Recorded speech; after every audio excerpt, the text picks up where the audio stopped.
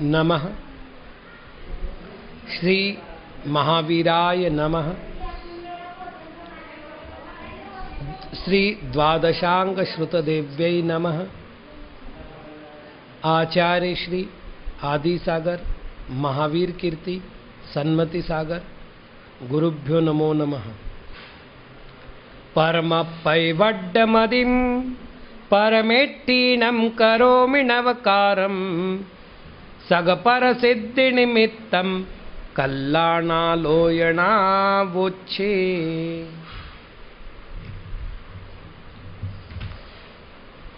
कल अशरण भावना का चिंतन कर रहे थे। हे जीव, तुमने मणि, औषध, मंत्र आदि जाल के अथवा देवेंद्रों नरेंद्रों की शरण के अपनी शरण स्वीकार करके अपने जीवन को व्यर्थ गमाया। अरे भाई, आयु का क्षय होने पर कोई भी तुम्हें आयु देने में समर्थ नहीं होता। आज आगे बढ़ते हैं। 10वां पद्य। संपड़िजिनवर धम्मो लद्धोसि तुमं विशुद्ध जोयेन खामसु जीवा सव्वे पत्ते समय पयत्तेन। तुमने संपड़ी वर्तमान में विशुद्ध जोयेन विशुद्ध योग से जिनवर धम्मो जिनेन्द्र का धर्म लद्धोसी प्राप्त किया है। पत्ते प्रत्येक समय में तुम पयत्तेन प्रयत्न पूर्वक सव्वे सभी जीवों को खामसु क्षमा करो। मन वचन काय के निमित्त से आत्म प्रदेशों में जो परिस्पंदन होता है, कंपन होता है, हलन चलन होता है, उसको योग कहते हैं। चूंकि निमित्त 3 हैं। पहला निमित्त मन, दूसरा निमित्त वचन, तीसरा निमित्त शरीर। इसलिए योग के भी 3 भेद हैं। मनोयोग, वचन योग और काय योग। यदि मन के निमित्त से आत्म प्रदेशों में कंपन होता है तो उसे कहते हैं मनोयोग। आगम भाषा में मनोयोग के सत्य मनोयोग, असत्य मनोयोग, उभय मनोयोग, अनुभय मनोयोग, ये 4 भेद हैं। यदि आत्म प्रदेशों में वचनों का निमित्त पाकर परिस्पंदन होता है, कंपन होता है, हलन चलन होता है, तो उसे वचन योग कहते हैं। आगम भाषा के अनुसार सत्य वचन योग, असत्य वचन योग, उभय वचन योग और अनुभय वचन योग, ये 4 प्रकार के वचन योग हैं। यदि शरीर के निमित्त से आत्म प्रदेशों में कंपन होता है तो उसे काय योग कहते हैं। काय योग के आगम के अनुसार औदारिक का योग, औदारिक मिश्र का योग, वैक्रिक का योग, वैक्रिक मिश्र का योग, आहारक का योग, आहारक मिश्र का योग और कार्मण का योग, ऐसे 7 भेद हैं। तो मन के 4, वचन के 4 और काया के 7। इस प्रकार योग के कुल मिलाकर 15 भेद है। यहाँ एक नया नाम आया है, विशुद्ध जोयेन, विशुद्ध योग से। अब ये कोई नया योग नहीं है। जिन कार्यों से पुण्य का समागम होता है उन योगों को यहाँ पर विशुद्ध योग कहा है। अर्थात जिन योगों के कारण सातिशय पुण्य का बंध होता है। पुण्य भी दो प्रकार का है, निरतिशय पुण्य और सातिशय पुण्य। जो पुण्य संसार के सुख मात्र को प्रदान करने में सहयोगी बनता है उसे कहते हैं निरतिशय पुण्य। इस निरतिशय पुण्य के स्वामी मिथ्या दृष्टि जीव भी होते हैं और सम्यक दृष्टि जीव भी होते हैं। इस पुण्य के स्वामी देव, नारकी, मनुष्य, तिर्यंच सभी होते हैं।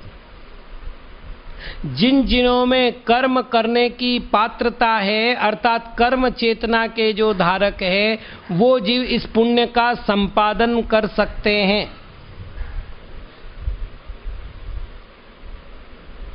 इसके लिए कोई अतिरिक्त पुरुषार्थ की आवश्यकता नहीं है।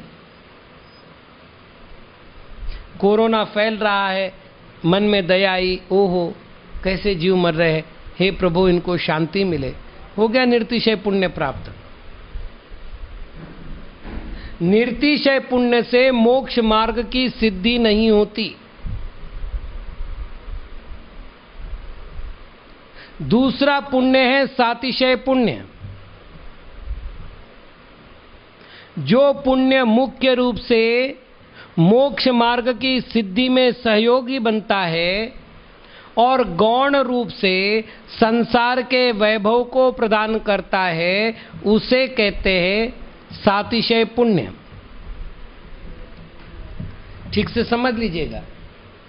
आचार्य समंतभद्र स्वामी रत्नकरण श्रावकाचार्य में कहते हैं कि जो सम्यक दृष्टि होगा वो दरिद्री नहीं होगा, अकुलीन नहीं होगा, अल्पायु नहीं होगा, अपंग नहीं होगा अर्थात विकलांग नहीं होगा।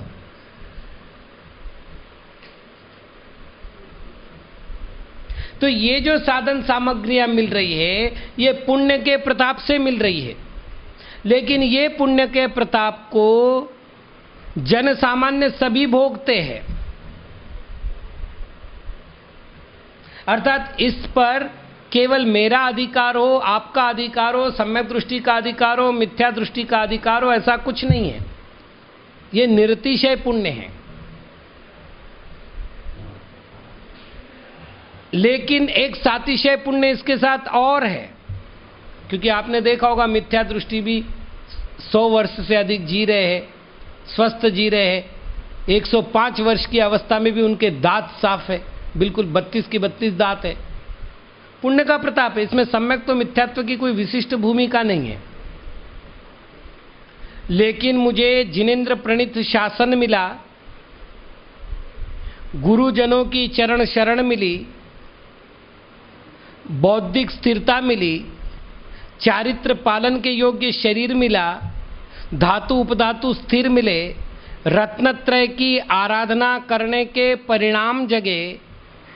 इसके लिए जो आवश्यक पुण्य है वह पुण्य मेरा सातिशय पुण्य का उदय के फल है। अर्थात सातिशय पुण्य सांसारिक उपभोग के साथ साथ मोक्ष मार्ग में सहयोगी बनता है। सातिशय पुण्य निरतिशय पुण्य का अर्थ तो समझ में आया।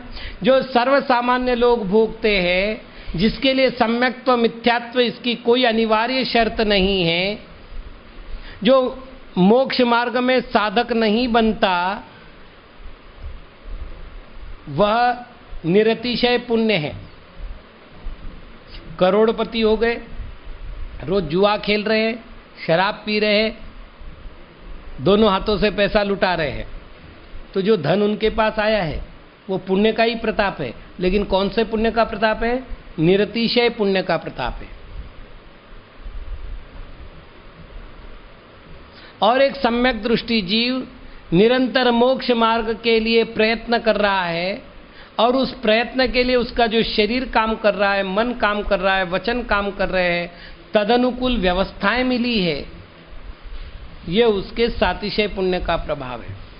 सातिशय पुण्य नियम से मोक्ष मार्ग में साथ देता है। बिना सातिशय पुण्य के कोई भी जीव मोक्ष मार्ग में बढ़ नहीं सकता। यदि मैं कर्म सिद्धांत की ओर से सिद्ध करने का प्रयत्न करूं तो बहुत समय लग जाएगा। सीधे शब्दों में कहूं कि सातिशय पुण्य का उदय हुए बिना मंद कषाय नहीं होती। मंद कषाय उदय हुए बिना कोई भी आत्म पुरुषार्थ की भावना उत्पन्न नहीं हो सकती। उदाहरण के लिए कोई यदि 40 या 60 की स्पीड से गाड़ी चला रहा है तो वो उसको एकाएक नहीं रोक सकता। यदि उसको गाड़ी रोकनी है तो सबसे पहले उसको गति कम करनी पड़ेगी, और जब गति कम होगी तो धीरे धीरे गति को कम करते हुए एक समय ऐसा आएगा कि वो ब्रेक दबा लेगा और गाड़ी रुक जाएगी। तो आत्म पुरुषार्थ करने के लिए कषाय के स्थानों की मंदता चाहिए। तीव्र कषाय में आत्म पुरुषार्थ नहीं होता, और कषाय की मंदता करने के लिए जो निमित्त मिलने चाहिए वो पुण्य के उदय से मिलते। जैसे मुझे गुरु की चरण शरण मिली, गुरुजनों का उपदेश मिला, और वो बार बार मिले हुए उपदेश ने मेरे मन में संयम की भावना जगाई। मैं मुनि बन गया। मुनि बनने बाद मेरे गुरु ने मार्गदर्शन दिया, चारित्र का पालन ऐसे करो, ज्ञान की उत्पत्ति के कारण ये है, इनकी इस तरह आराधना करो। मैंने वो किया, आज मैं ज्ञान संपन्न बना, चारित्र संपन्न बना। ये जो सारे मुझे फल मिले वो गुरुचरण क्यों मिले? तो सातिशय पुण्य से मिले। अन्यथा कोई नेता मिल जाता, वो कहता तुम्हारे पास बहुत अच्छी वक्तृत्व शैली है, चलो बेटा हमारे ग्रुप का प्रचार करो, हमारे पक्ष का प्रचार करो, और शायद मैं वो उनका प्रचारक बन जाता। और कोई मिलता, वो कहता दूसरा क्षेत्र देखो, सेवा क्षेत्र देखो और क्षेत्र देखो, उसमें अपनी उन्नति करो। यहां सदगुरु का ही शरण क्यों मिला मुझे? तो सातिशय पुण्य का उदय था। तो गुरु चरण मिलना, जिनेंद्र दर्शन मिलना, संयम की आराधना करने के भाव होना। खाने के भाव तो हमारे होते, प्रतिदिन होते, कई बार होते। उपवास करने के भाव, एकासन करने के भाव तीव्र कषाय में कभी नहीं हो सकते। तीव्र कषाय में लंघन हो सकता है, जिसे आप हड़ताल कहते, भूख हड़ताल। उपवास नहीं हो सकता। उपवास हमेशा मंद कषाय में होता है, क्योंकि वो आत्म साधना का साधन है। तो वापिस जो मोक्ष मार्ग में साधक बनता है वह पुण्य सातिशय पुण्य, और जो संसार मार्ग में साधन बनता है एकांत रूप से, वह हो गया निरतिशय पुण्य। निरतिशय पुण्य के स्वामी सभी जीव होते हैं, लेकिन सातिशय पुण्य के स्वामी, अब आप देख लीजिएगा, बिल क्लिंटन जब भारत में आया तो उसके कुत्ते के लिए एक 5 स्टार होटल बुक की गई थी। बिना पुण्य के उदय के उस कुत्ते को 5 स्टार होटल में नहीं रुका जा सकता। हम तो हड़ करके उसको भगाते, और वहां उसको नेता भी संभाल रहे थे। तो कौन सा पुण्य था? निरतिशय। पुण्य नहीं होता तो शायद लकड़ी मारते, पत्थर मारते और उसको भगाते। पुण्य तो था, तो पुण्य, निरतिशय पुण्य का उपभोग तिर्यंच भी करता है। उसके लिए मनुष्य होना, जैन होना अनिवार्य नहीं है, लेकिन सातिशय पुण्य के लिए मोक्ष मार्गस्थ होने की शर्त हो गई। अर्थात वो सांसारिक उपभोग तो साहजिक मिल जाएंगे, किंतु मोक्ष मार्ग में उसकी प्रगति सातिशय पुण्य के सद्भाव में ही होगी, अभाव में नहीं, नहीं और नहीं। तो यहां जो विशुद्ध जो ये न कह रहे हैं, उसका अर्थ करना है कि उसने व्रतादिकों का परिपालन किया है, सद्विचारों को धारण किया है, सत्य वचनों का प्रयोग किया है, गुरुजनों की, गुणीजनों की सेवा की है, जिनवानी के पठन पाठन में मन लगाया है, जिनवानी के श्रवण में अपने उपयोग को स्थिर किया है, जिनेंद्र प्रणीत आज्ञा को स्वीकार करने में अपना अहोभाव समझा है। ऐसे कार्य में जब मन वचन काय प्रशस्त होते हैं तो उसको कहते हैं विशुद्ध योग। और तत्काल ग्रंथकर्ता उसका फल बता रहे। विशुद्ध जोएन तृतीया विभक्ति है और तृतीया विभक्ति कारणवाचक होती है। तो तुमको विशुद्ध योग के कारण से जिनवर धम्मो लद्धो, जिनवर धर्म की प्राप्ति हुई है, कारण दे दिया। अब क्या करना है? देखिए फिर एक बार, जिनेंद्र धर्म की प्राप्ति मुझे एक बार हुई क्या? तो नहीं। जब हमने अभी 2 दिन पूर्व चर्चा की थी, मुनिव्रत धार अनंत बार ग्रैवक उपजायो, मुनिव्रत धारण करके अनंत बार मैं ग्रैवक तक जा चुका हूं, तो उससे तो कई गुना अधिक बार मैं जैन बना हुआ हूं। तो केवल जैन बनने मात्र से आत्मा का उद्धार हुआ होता तो सारे जैनों का उद्धार हो गया होता। तो अभी तो केवल एक निमित्त मिला है विशुद्ध योग के कारण से, और वो मिला तुझे जिन धर्म है। अब क्या करना है उसका उत्तर दे रहे। पत्ते समय पयत्तेन सव्वे जीवा कामसु, प्रत्येक समय में प्रयत्न पूर्वक अर्थात बुद्धि की पराकाष्ठा पूर्वक तुम सभी जीवों को क्षमा प्रदान करो, उनसे कषाय मत करो। होता है जब हम किसी से जुड़ते हैं तो उनसे हमारी अपेक्षाएं होती है। देखिए कैसे कैसे होता है। अपेक्षा लोभ कषाय हुई, उस अपेक्षा की पूर्ति के लिए हम जैसा चाहे वैसा व्यवहार करते हैं, कपट हुआ। यदि हमारे अपेक्षा की उपेक्षा होती है तो हमें क्रोध आता है, हमने इतना सब किया और ये धोखा देता है। अपेक्षा की उपेक्षा हुई और अपेक्षा अपेक्षित रूप से सफल हो गई तो अहंकार जगता है, मैंने किया। तो जैसे ही मैंने संबंध बनाए, उस संबंध के कारण मुझे उन जीवों के आश्रय से चारों कषायों का भाव उत्पन्न होने लगता है, और उन चारों कषायों के कारण से मेरे आत्म परिणामों में विशुद्धता समाप्त हो जाती है, संक्लेश बढ़ता है। इसलिए ग्रंथकर्ता यहां कह रहे हैं कि अब जब तुम्हें इतना अच्छा अवसर प्राप्त हुआ है तो प्रत्येक समय में सभी जीवों को क्षमा करो और उनसे क्षमा मांगो। अपनी ओर से उनके अपराध को क्षमा करो और अपने द्वारा जो अपराध हुआ है उसके लिए उनसे क्षमा मांग लो। खम्मामि सब्ब जीवाणम सब्बे जीवा खमंतु में मृत्यु में सब भूदेशु वैरम मध्यम न केणवी। ये भावना मोक्ष मार्ग में प्रगति कराने वाली भावना है। ऐसी भावना जिसके मन में आएगी वह जीव कहीं भी रहे वो निर्विरोध रहेगा, अपराजय रहेगा, क्योंकि पराजित करने वाला शत्रु होता है और उसने मित्ति में सब भूदेशु की भावना की है। जब सारे जीव मेरे मित्र है, शत्रु कोई है नहीं, तो मुझे हरा कौन सकता है, पराजित कौन कर सकता है। तो हमें आलोचना क्या करनी है कि प्रभु आपके चरण प्रसाद से मुझे अनंत बार जिनवर धर्म मिला, इस बार भी मैंने विशुद्ध योग से जिनेंद्र भगवान के उस धर्म को प्राप्त किया है, परंतु अभी तक मेरे मन की तीव्र कषाएं समाप्त नहीं हुई। न मैं अपने अपराधों की किसी से क्षमा याचना करने का भाव कर पा रहा हूं, क्योंकि अहंकार है, मैं क्यों क्षमा मांगू, और न दूसरों के अपराधों को क्षमा कर पा रहा हूं क्योंकि उनके प्रति द्वेष भाव है।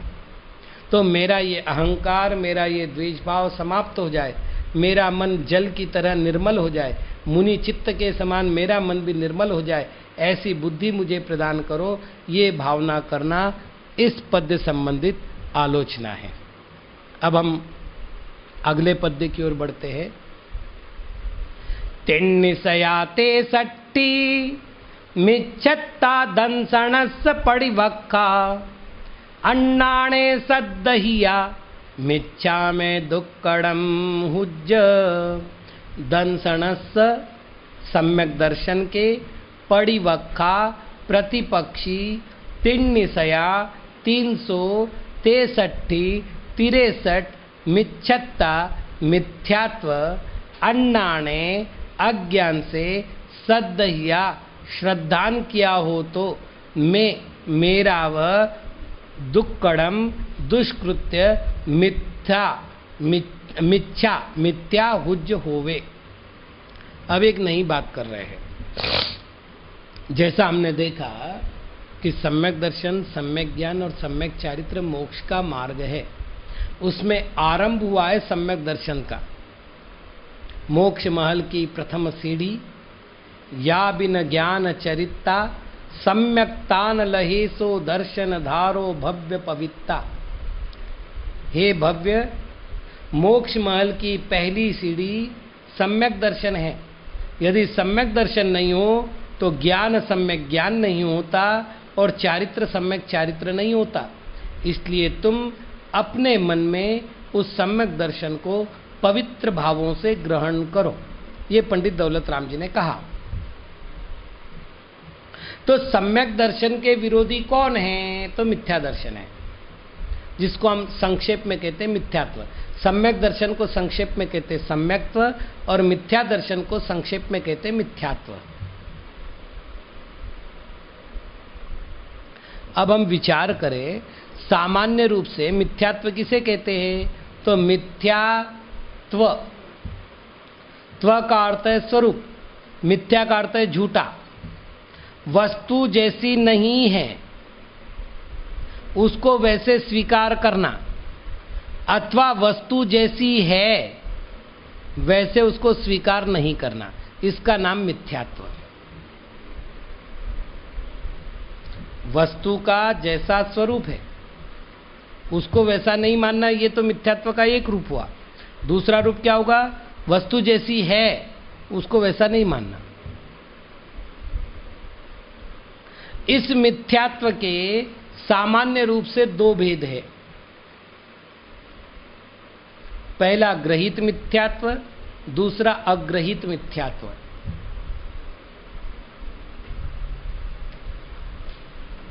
जिसको जीव अनादिकालीन संस्कार के वश प्राप्त करता है, जिसको उपदेश की कोई आवश्यकता नहीं, संस्कार और संस्कारों से निर्मित धारणाएं जिसके उत्पत्ति में साधन बनती है, उनको कहते अग्रहित मिथ्यात्व। मैं ही शरीर हूं और ये शरीर ही मैं हूं। शरीर सुखी है तो मैं सुखी, शरीर दुखी है तो मैं दुखी। जो जो शरीराश्रित क्रिया है, तन उपजत अपनी उपज जान, तन नशत आपको नाशमान वगैरह, जितनी विपरीत मान्यताएं हमारे मन में घर करी हुई है, वो सारी की सारी विपरीत मान्यताएं अग्रहित मिथ्यात्व का फल है। एक इंद्रिय, दो इंद्रिय, तीन इंद्रिय, चार इंद्रिय, असंगी पंचेंद्रिय जीवों में अग्रहित मिथ्यात्व ही पाया जाता है। इसका अर्थ हुआ कि संसार में अनंत जीवों में अग्रहित मिथ्यात्व पाया जाता है और संसार में असंख्यात जीवों में ग्रहित मिथ्यात्व पाया जाता है, क्योंकि देवों की संख्या असंख्यात है। तो कहने का तात्पर्य है, अग्रहित मिथ्यात्व अनादिकाल से चलते आए मिथ्यात्व कर्म के उदय से जो संस्कार बनते हैं, उन संस्कारों के कारण जो धारणाएं बनती है, उनके कारण उत्पन्न होते हैं। इससे विपरीत दूसरा मिथ्यात्व है जिसका नाम है ग्रहित मिथ्यात्व। दूसरों के उपदेश को सुनकर हमारे मन में जो विपरीत भाव उत्पन्न होते हैं उसे कहते ग्रहित मिथ्यात्व। मतलब दूसरों का खोटा उपदेश जिसमें निमित्त हो और हमारे परिणामों में मिथ्यात्व के उदय से विपरीत मान्यता आ जाए, तो उसको कहेंगे ग्रहीत मिथ्यात्व।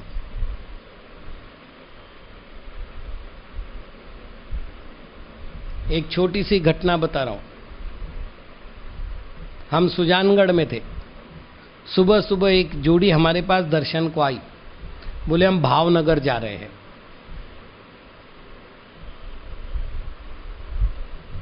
महिला डॉक्टर थी और उसका पति वकील था, मतलब दोनों लिटरेट पर्सन, वेल लिटरेट।